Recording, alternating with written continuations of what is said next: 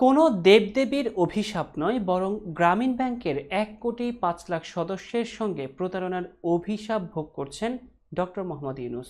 এমনটাই মন্তব্য করেছেন গ্রামীণ ব্যাংকের প্রধান আইন উপদেষ্টা মাসুদ আক্তার।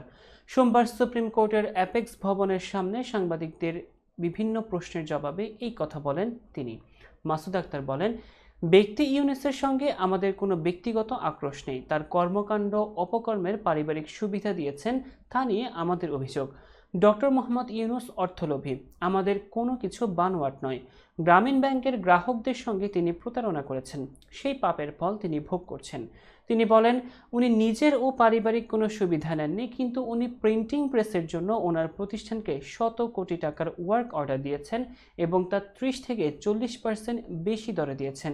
ওনার এক জিএম এসবের প্রতিবাদ করেছেন, তাকে উনি নির্যাতন করেছেন, গৃহবন্দী করেছেন।